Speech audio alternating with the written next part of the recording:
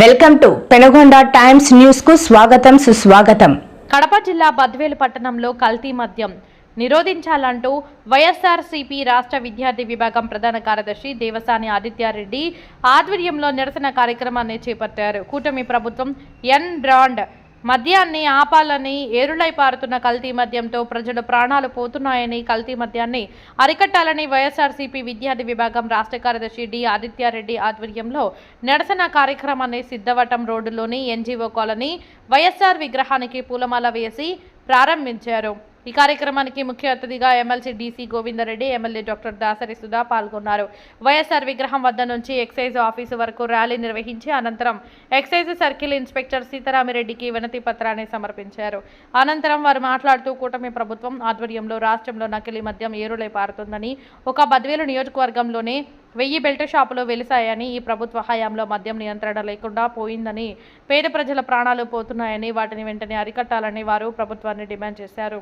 ఈ కార్యక్రమంలో YSRCP party municipal అధ్యక్షుడు సుందరరామిరెడ్డి, మున్సిపల్ చైర్మన్ వాకమల రాజగోపాల్ రెడ్డి, వైఎస్ఆర్సీపీ నేతలు బద్వేల్ జెడ్పీటీసీ చిన్నపోల్రెడ్డి, యద్దారెడ్డి, పెద్దపోలిరెడ్డి, బంగారు సీనయ్య, సింగనమల వెంకటేశ్వర్లు మరియు స్థానిక వైఎస్ఆర్సీపీ నేతలు, మహిళలు భారీ సంఖ్యలో పాల్గొన్నారు.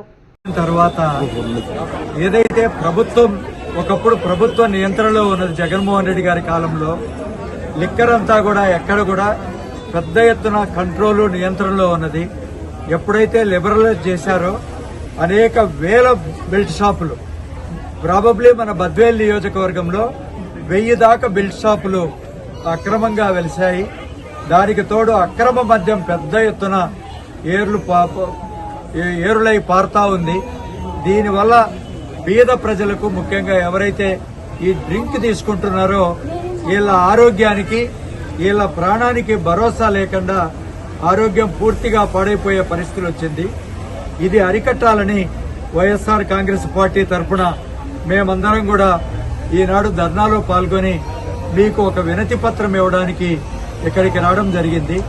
దయ ఉంచి ఈ అక్రమ మద్యాన్ని వేలవారీగా అరికట్టాలి, దీన్ని తగ్గించాలి అనేటువంటి ఉద్దేశంతోనే మరి కేవలం ప్రభుత్వమే మద్యాన్ని విక్రయించాలి అంటే దానివల్ల ఒక నియంత్రణ అనేది బేసిక్ గా వస్తుంది.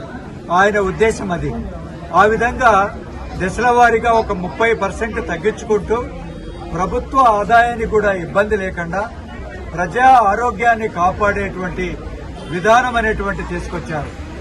ఆ విధానాన్ని మరి తెలుగుదేశం పార్టీ తప్పుబట్టి మేము నాణ్యమైన మద్యం ఇస్తాము, మద్యాన్ని నియంత్రణ లేకుండా మరి చేస్తామని చెప్పి ఏ విధంగా చేసిందో దానివల్ల జరిగే పర్యవసానాలు మనం ఈనాడు చూస్తున్నాం. ఒక్కసారి ప్రభుత్వ నియంత్రణ లేకపోతే కేవలం వాళ్ళ పార్టీ నాయకులు అమ్ముకుంటే ఎలాంటి అనర్థాలు జరుగుతున్నాయో మనందరికీ తెలుసు. దాని పర్యవసానంలో ముఖ్యంగా జరుగుతున్నది వేలాది బెల్ట్ షాపులు ఈనాడు ప్రతి నియోజకవర్గంలో వెలిసినటువంటి విషయం.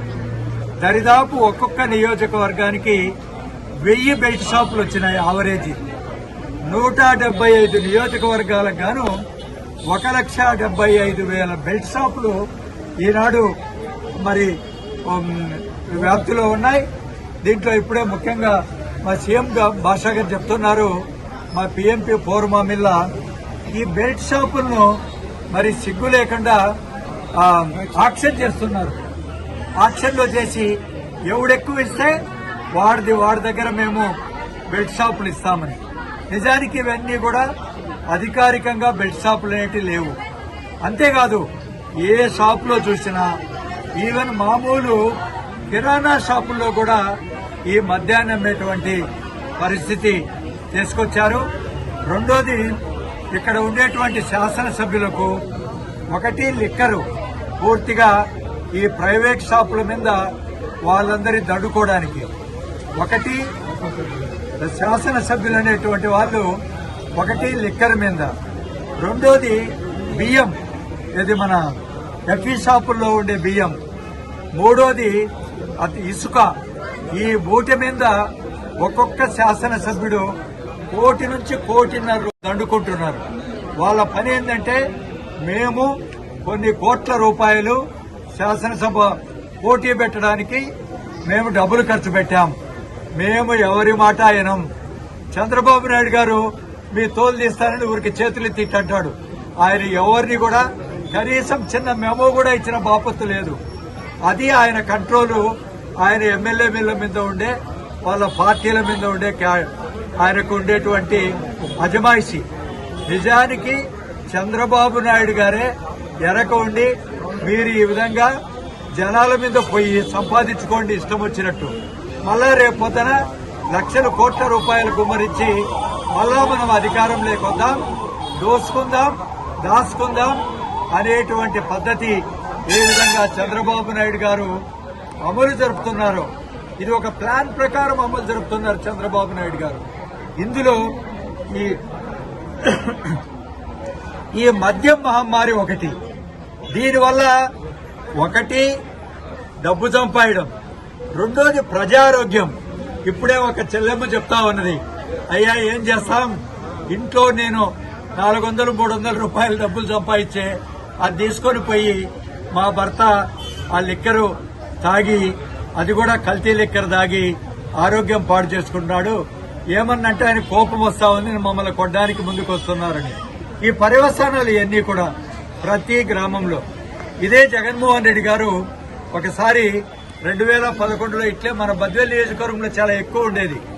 ఆయన 2011లో నాకు బాగా జ్ఞప్తి, అన్నా ఎవరం కూడా ఎలక్షన్ లో లిక్కర్ మీద ₹1 కూడా మీరు ఖర్చు పెట్టడానికి లేదు, మనం గెలిస్తే గెలుస్తాం, లేకపోతే లేదు అని చెప్పి గట్టిగా చెప్పారు. కానీ 80,000 మెజార్టీ వచ్చింది 2011 బై ఎలక్షన్ లో జగనన్నకు. మహిళలు బ్రహ్మరథం బట్టి ఓట్లేశారు జగనన్నకు. నేను ఒకటే చెప్తున్నాను, జగనన్న ఈ లిక్కర్ కు విరుద్ధం ఆయన స్వతహాగా. కాబట్టి మనమంతా కూడా మహిళలు పెద్ద ఎత్తున ఉద్యమం చేయాల్సిన అవసరం ఉంటుంది. దీనివల్ల ప్రజలు వాళ్ళ కుటుంబ ఆరోగ్యాన్ని కాపాడుకోవడానికి అందరూ కూడా, మహిళలే కాకుండా అన్ని రాజకీయ పార్టీలు, విఘ్నులైనటువంటి మీరు మీడియా మిత్రులందరూ కూడా దీన్ని పెద్ద ఎత్తున వ్యాప్తి చేసి సమాజానికి మేలు చేయడానికి మనందరం పాటుపడదాం.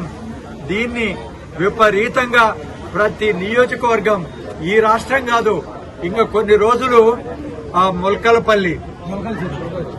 చెరువులో పట్టుబడకపోతే మొత్తం యావత్ భారతదేశానికి స్ప్రెడ్ చేసిండే వాళ్ళు ఎరుకు. ఇప్పుడు కేవలం ఆంధ్రప్రదేశ్, కర్ణాటక, తెలంగాణకు మాత్రమే పోయింది. ఇంకొక సంవత్సరం ఉండింటే ఈ మీద ఏదైతే మన రాష్ట్ర వ్యాప్తంగా నకిలీ మద్యం అయితే దాని మీద మేమందరం కూడా నిరసన కార్యక్రమం చేస్తాం. అది బద్వేలు కాన్స్టిట్యూన్సీలో మా పెద్దలు డీసీ గోవిందరెడ్డి గారి ఆధ్వర్యంలో మేమందరం కూడా ఈ నకిలీ మద్యం ఏదైతే రాష్ట్రంలో సర్క్యులేషన్ జరుగుతుందో దానికి నిరసనగా కార్యక్రమం చేపట్టడం జరిగింది. మనందరికీ తెలుసు రాష్ట్రంలో ఎలాంటి పరిస్థితులు ఈ రోజు నెలకొన్నాయో.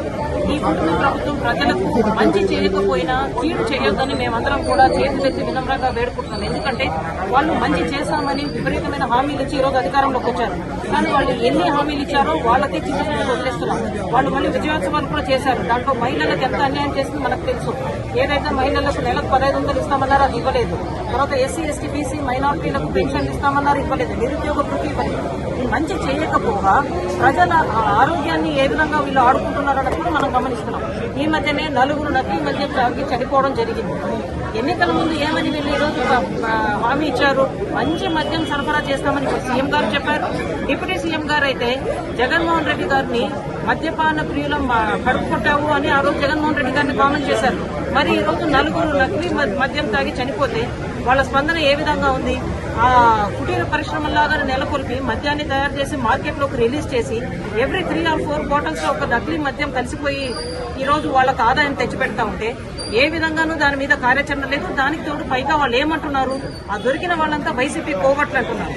వైసీపీ కోవట్లకు మీరు బీఫామ్లు ఇచ్చి టికెట్లు ఇచ్చారా అని మేము ప్రశ్నిస్తున్నాం.